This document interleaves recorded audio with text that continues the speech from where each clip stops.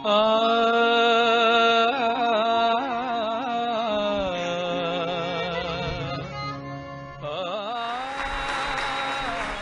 దేశం నందుకు ప్రతి జాతికి ప్రతి మానవులకు పిలిపించాలనేటువంటి ఉద్దేశము స్వామి యొక్క ఉద్దేశం.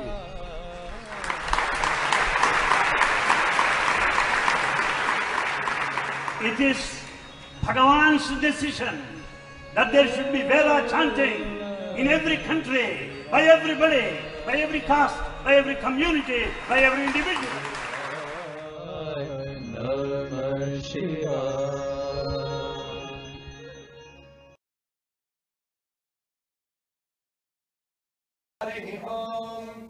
Om Namo Bhagavate Rudraya. Om Namaste Rudramanyabhuto Taishave Namaha. Me chakshuscha me shrotrancha me dakshascha me balancha me Agna Vishnu Sajosha Seva Vardhantu Angiraha Yumne Vaje Viragatam Vajascha me Prasavascha me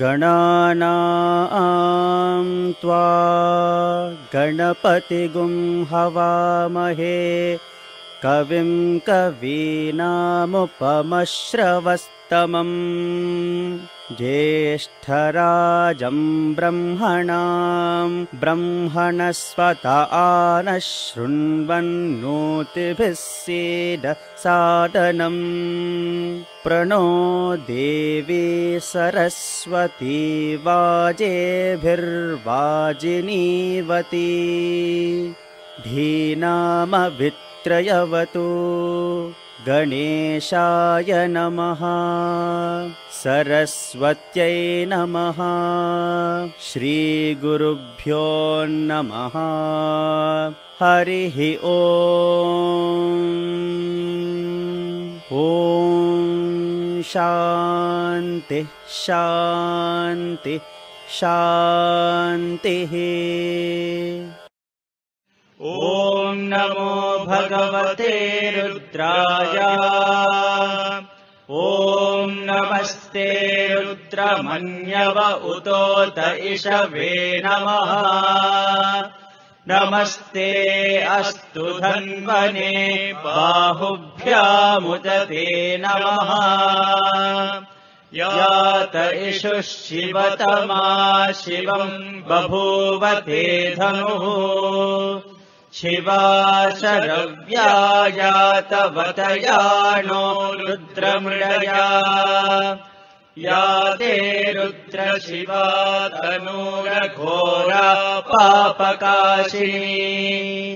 तया नस्तनुवाशन्तमया गिरिशन्ता विजागशीः।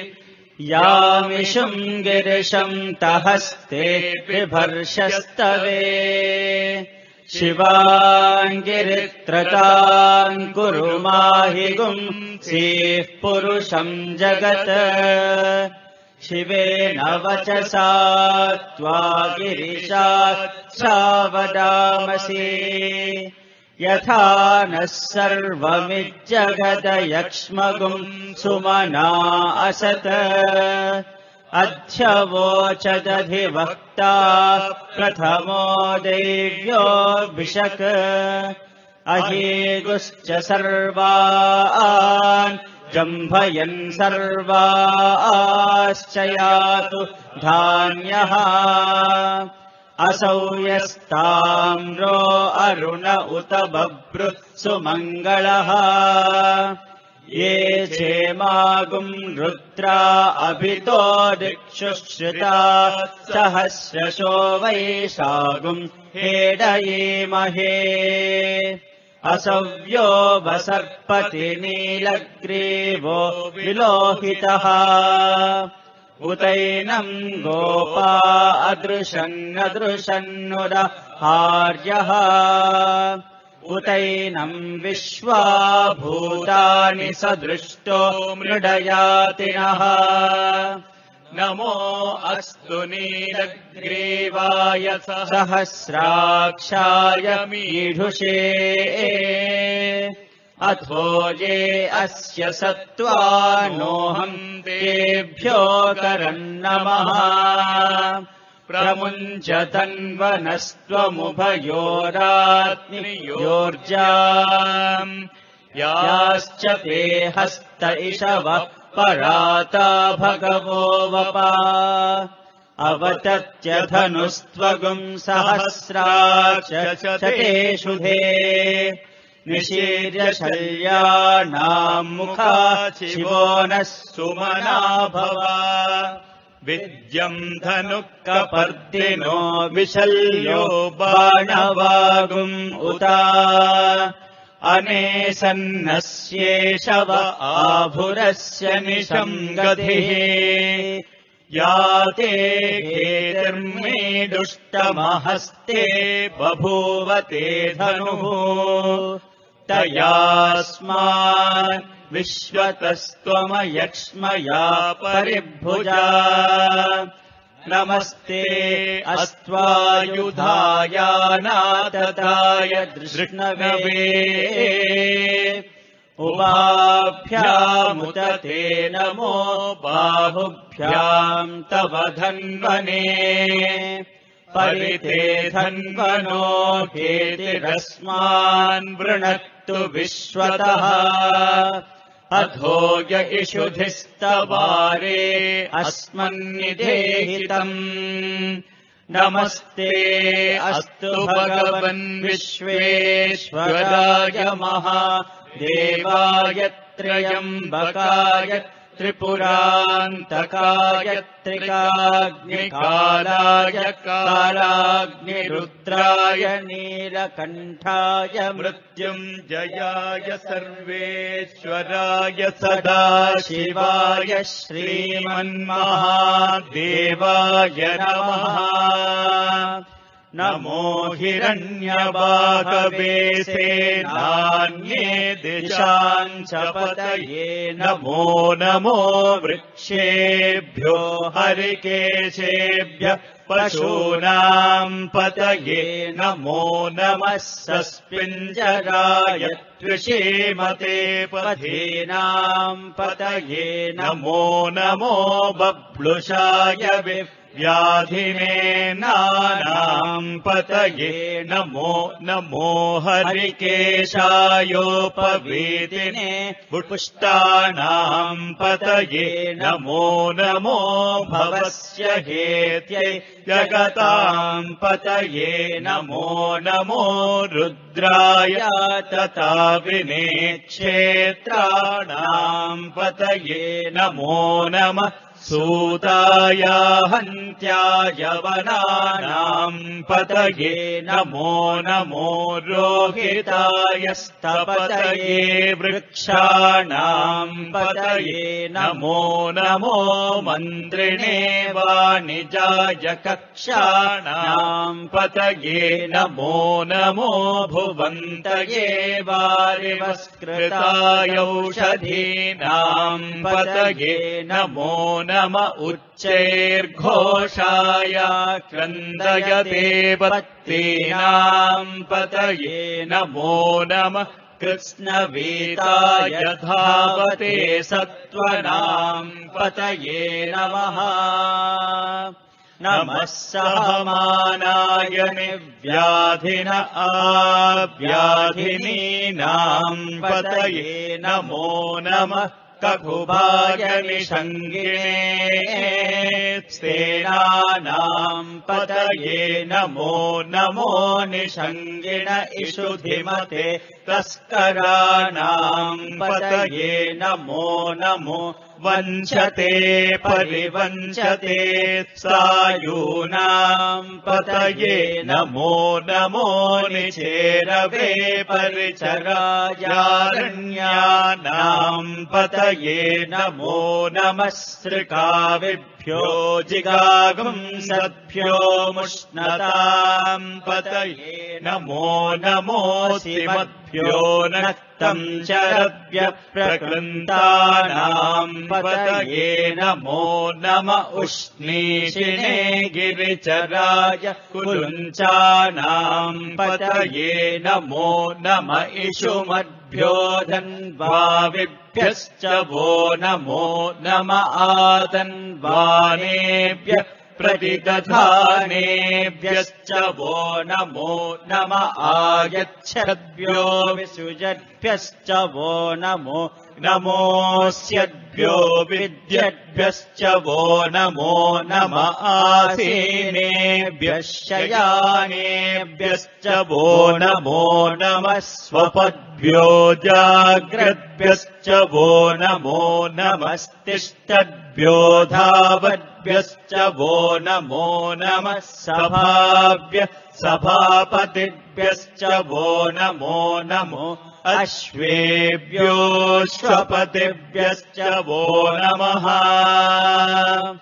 नम आव्याधिनीभ्यो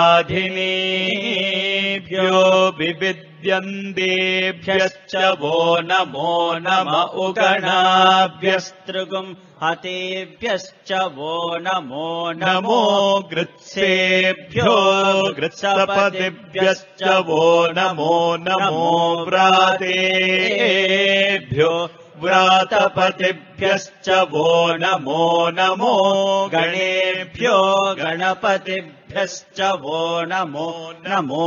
विरूपेभ्यो विश्वरूपेभ्यश्च वो नमो नमो। महद्भ्यः क्षुल्लकेभ्यश्च वो नमो नमो। रथिभ्यो रथेभ्यश्च वो नमो नमो। रथेभ्यो रथपतिभ्यश्च वो नमो नमः। सेनाभ्यः सेनानिभ्यश्च वो नमो नमः। शत्रुभ्यः सङ्ग्रहेतृभ्यश्च वो नमो नमः। तक्षद्भ्यो रथकारेभ्यश्च वो नमो नमः। कुलालेभ्यः कर्मारेभ्यश्च वो नमो नमः। पुञ्जिष्ठेभ्यो निषादेभ्यश्च वो नमो नम। इषुकृद्भ्यो धन्वकृद्भ्यश्च वो नमो नमो। मृगयुभ्यश्वनिभ्यश्च वो नमो नमः। श्वभ्यश्वपतिभ्यश्च वो नमः। नमो भवाय च रुद्राय च नमः। शर्वाय च पशुपतये च नमो। नीलग्रीवाय च शितिकण्ठाय च नमः। कपर्दिने च युक्तकेशाय च नमः। सहस्राक्षाय च शतधन्वने च नमो। गिरिशाय च शिपिविष्टाय च नमो। मीडुष्ठमाय चेषुमते च नमो। ह्रस्वाय च वामनाय च नमो। बृहते च वर्षीयसे च नमो। वृद्धाय च संवृध्वने च नमो। अग्र्याय च प्रथमाय च नम। आचवे चाजिराय च नमः। शीघ्र्याय च शीभ्याय च नम। ऊर्ध्याय चावस्वन्याय च नमः। स्रोतस्याय च द्वीप्याय च नमो ज्येष्ठाय च कनिष्ठाय च नमः पूर्वजाय च परजाय च नमो मध्यमाय च बगल्भाय च नमो जगन्याय च उध्नियाय च नमः सोभ्याय च प्रतिसर्याय च नमो याम्याय च क्षेम्याय च नम उर्वर्याय च खल्याय च नमः श्लोक्याय च वसान्याय च नमो वन्याय च कक्ष्याय च नमः श्रवाय च प्रतिश्रवाय च नमः आशुषेणाय चाशुरथाय च नमः शूराय च वविन्दते च नमो वर्मिणे च वरूथिने च नमो बिल्मिने च कवचिने च नमः श्रुताय च श्रुतसेनाय च नमो दुन्दुभ्याय च कनन्याय च नमो धृष्णवे च प्रमृषाय च नमो धूताय च प्रकीताय च नमो निषङ्गिणे चेषुधिमते च नमः तेष्णे शवे चायुधिने च नमः स्वायुधाय च सुधन्वने च नमः श्रुत्याय च पथ्याय च नमः काट्याय च नीप्याय च नमः सूद्याय च सरस्याय च नमो नाद्याय च वैशन्ताय च नमः कोप्याय च भट्याय च नमो वर्ष्याय च वर्ष्याय च नमो मेघ्याय च विद्युत्याय च नमः ईद्र्याय च तप्याय च नमो वात्याय च रेश्म्याय च नमो वास्तव्याय च वास्तुपाय च ॐ हर हर हर हर ॐ नमः सोमाय च रुद्राय च नमः ताम्राय च रुणाय च नमः शङ्गाय च पशुपतये च नमः उग्राय च भीमाय च नमो अग्रे वधाय च दूरे वधाय च नमो हन्त्रे च हनीयसे च नमो वृक्षेभ्यो हरिकेशेभ्यो नमस्ताराय नमः शम्भवे च मयोभवे च नमः शङ्कराय च मयस्कराय च नमः शिवाय च शिवतराय च नमः तीर्थ्याय च कूल्याय च नमः पाद्याय च वाद्याय च नमः प्रतरणाय चोत्तरणाय च नमः आराध्याय च लाध्याय च नमः चष्प्याय च भेन्याय च नमः सिकत्याय च प्रवाक्याय च नम इरिण्याय च प्रपथ्याय च नमः किगुंशिलाय च क्षयनाय च नमः कपर्दिने च पुलस्तये च नमो गोष्ठ्याय च गृह्याय च नमः कल्प्याय च गेह्याय च नमः काट्याय च गह्वरेष्ठ्याय च नमो हृदयाय च निवेश्याय च नमः पागं सव्याय च रजस्याय च नमः शुष्क्याय च हरित्याय च नमो लोप्याय चोलप्याय च नमः ऊर्व्याय च सूर्व्याय च नमः पर्ण्याय च पर्णशध्याय च नमो पगुरमाणाय च भिघ्नते च नमः आखिदते च प्रखिदते च नमो वह्किरिकेभ्यो देवानागम् हृदयेभ्यो नमो विच्छेनकेभ्यो नमो विचिन्वक्केभ्यो नम आनिर्हतेभ्यो नम आमीवत्केभ्यः द्रापे अन्धसस्पते दरिद्रन्नीललोहिता येषाम् पुरुषाणाम् येषाम् पशूनाम् मा भेर्मा रोमो येषाम् किञ्चनाममते या ते रुद्रशिवा तनो शिवा विश्वाह भेषजे शिवा रुद्रस्य भेषजे तया नो मृडजीवसे इमागुम् रुद्राय तवसे कपर्दिने क्षयद्वीराय प्रभरामके मतिम् यथा नः शमसद्विपदे चतुष्पते विश्वम् पुष्टम् ग्रामे अस्मिन्ननातुरम् मृडानो रुद्रोतनो मयस्कृति क्षयद्वीराय नमसा विधेमते यच्छम् च योश्च मनुरायजे पिता तदश्याम तव रुद्रप्रणीतौ मानो महान्तमुत मानो अर्भकम् मान उक्षन्तमुत मान उक्षितम् मानो वधे पितरम् मोद मातरम् प्रियामानस्तनुवो रुद्ररीरिषः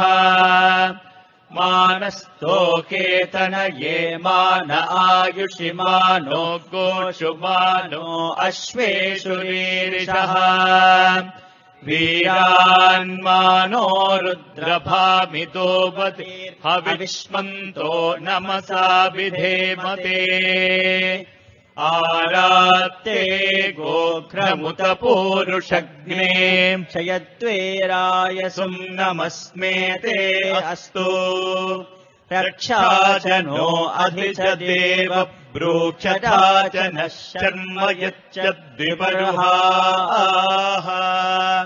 सुहिश्रुतम् गर्तसतम् युवानम् मृगन्न भीममुपहतृमुग्रम् मृडाजरिद्रे रुद्रस्तवानो अन्यन्ते अस्मन्निव पन्तुसेनाः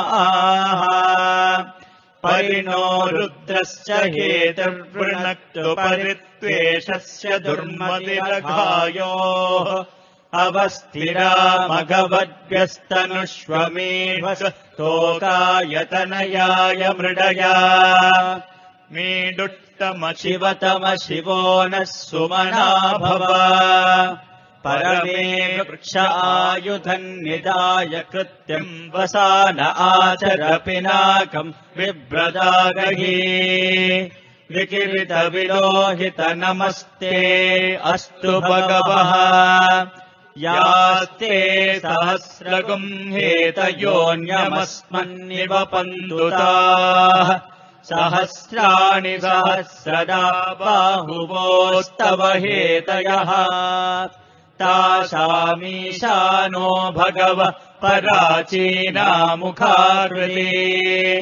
सहस्राणि सहस्रशो ये रुद्रा अधिभूम्या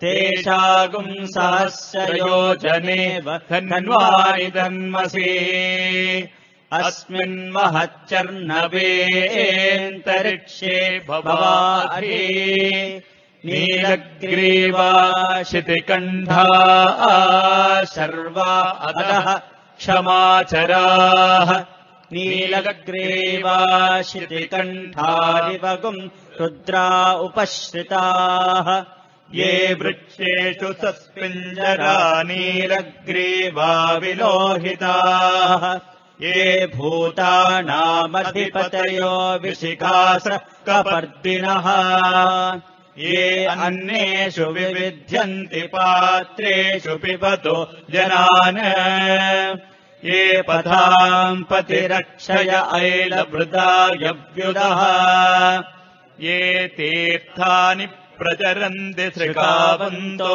निषङ्गिणः य एतावन्दश्च भूयागुंसश्च दिशो रुद्रावितस्थिरे तेषागुंसहश्च योजने धन्वानि तन्मसि नमो रुद्रेभ्यो ये पृथिव्याञ्जेऽन्तरिक्षे ये दिव्येषामन्नम् वातो वर्षमिषवस्तेभ्यो दश प्राचीर्दश दक्षिणा दश प्रतीचीर्दशोदीचीर्दशोद्वास्तेभ्यो नमस्ते नो मृडयन्तु तेजम् विष्मो यश्च नो द्वे स्थितम् भोजम्भे दधामि त्र्यम्बकम् यजामहे सुगन्धिम् पुष्टिवर्धनम् उर्वारुकमिव बन्धनान् मृत्योर्मुक्षीयमामृतात्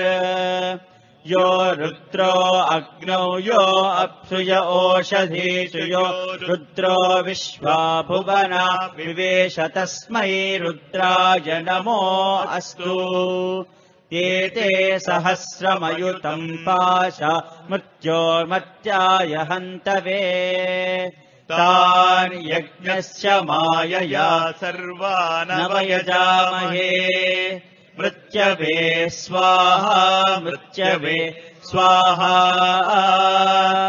प्राणानाम् ग्रन्थिरसि रुद्रो मा विशान्तकः तेनान्येनाप्यायस्व नमो रुद्राय विष्णवे मृत्युर्मे पाहि तमुष्टु हि यश्विषुः सुधन्वायो विश्वस्य क्षयति भेषजस्य यक्ष्वा महेशौ मनसाय रुद्रम् नमो देवमसुरन्दुवस्य अयम् मे हस्तो भगवानयम् मे भगवत्तरः अयम् मे विश्वभेषजोऽयगुम् शिवाभिमरुषणः ॐ शान्ति शान्ति शान्तिः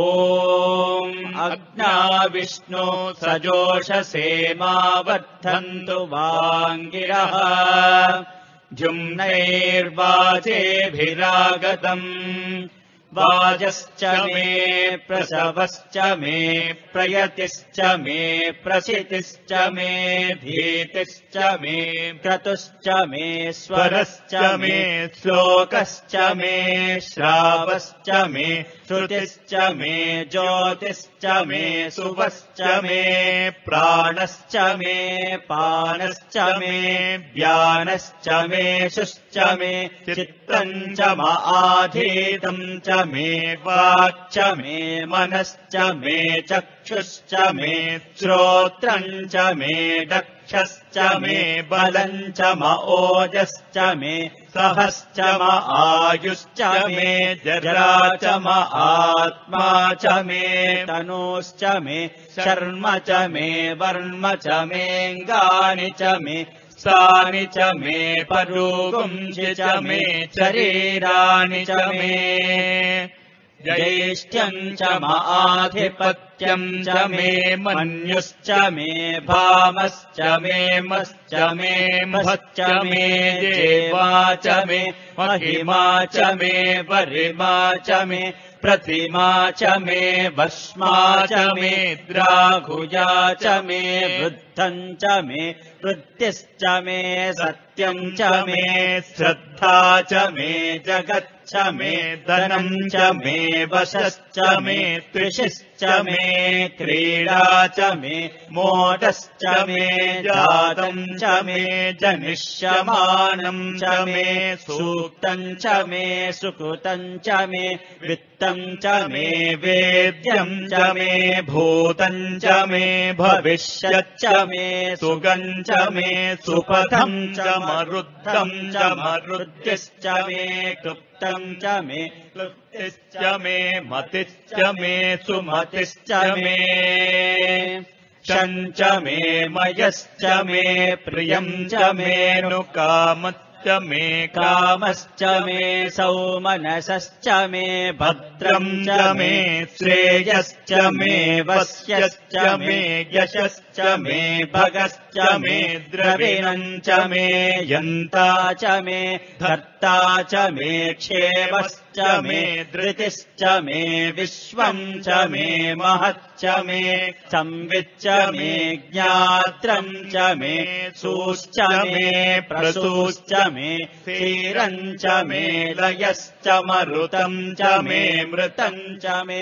यक्ष्मम् च मे रामयच्च मे जीवातुश्च मे दीर्घायुत्वम् च मे न मित्रम् च मे भयम् च मे सुगम् च मे शयनम् च मे सूषा च मे सुदिनम् च मे ऊक् च मे सोनृता च मे पयश्च मे रसश्च मे घृतम् च मे मधु च मे सग्दिश्च मे सपेतिश्च मे कृषिश्च मे वृष्टिश्च मे जैत्रम् च औद्भिज्यम् च मे रगिश्च मे रायश्च मे पुष्टम् च मे पुष्टिश्च मे विभु च मे प्रभु च मे बहु च मे भूयश्च मे पूर्णम् च मे पूर्णतरम् च मे क्षितिश्च मे कूयवाश्च मे नम् च मे क्षुच्च मे व्रीहयश्च मे यवाश्च मे माशाश्च मे तिलाश्च मे मुद्गाश्च मे खल्वाश्च मे गोधूमाश्च मे मसुराश्च मे प्रियङ्गवश्च मे नवश्च मे श्यामाकाश्च मे वीवाराश्च मे अश्मा च मे मृत्तिका च मे गिरयश्च मे पर्वताश्च मे सिकताश्च मे वनस्पतयश्च मे हिरण्यम् च मे यश्च मे सीसम् च मे तपुश्च मे श्यामम् च मे लोहम् च मे अग्निश्च म आपश्च मे विरुधश्च म ओषधयश्च मे कृष्टपत्यम् च मे कृष्टपत्यम् च मे ग्राम्याश्च मे पशव आरण्याश्च यज्ञेन कल्पन्ताम् वित्तम् च मे वित्तिश्च मे भूतम् च मे भूतिश्च मे वसु च मे वसतिश्च मे कर्म च मे शक्तिश्च मे अर्थश्च म एमश्च म इतिश्च मे गतिश्च मे अग्निश्च म इन्द्रश्च मे सोमश्च म इन्द्रश्च मे सविता च म इन्द्रश्च मे सरस्वती च म इन्द्रश्च मे पूषा च म इन्द्रश्च मे बृहस्पतिश्च म इन्द्रश्च मे मित्रश्च म इन्द्रश्च मे वरुणश्च म इन्द्रश्च मे त्वष्टा च म इन्द्रश्च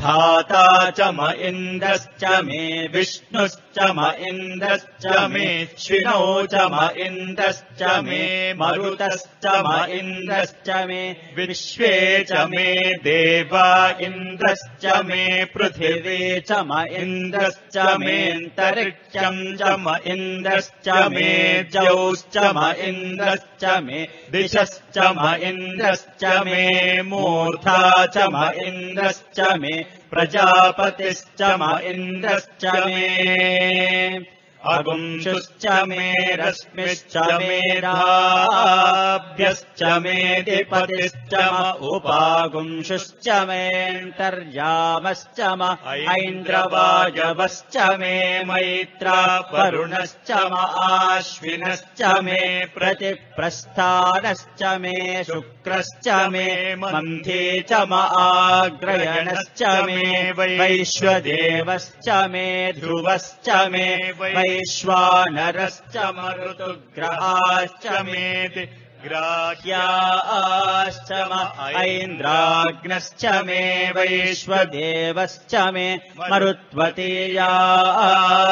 मे माहेन्द्रश्च म आदित्यश्च मे सावित्रश्च मे सारस्वतश्च मे पौष्णश्च मे पार्थिवतश्च मे हार्योजनश्च मे इद्मश्च मे बर्हिश्च मे वेदिश्च मे दृष्णियाश्च मे सृजश्च मे चमसाश्च मे ग्रावाणश्च मे स्वरवश्च म उपरवाश्च मे धिषवने च मे द्रोणकलशश्च मे वायव्यानि च मे पूतभृच्च म आधवनीयश्च म आग्नेर्धम् च मे हविर्धानम् च मे गृहाश्च मे सतश्च मे प्रोडाशाश्च मे पचताश्च मे वभृतश्च मे सुराकारश्च मे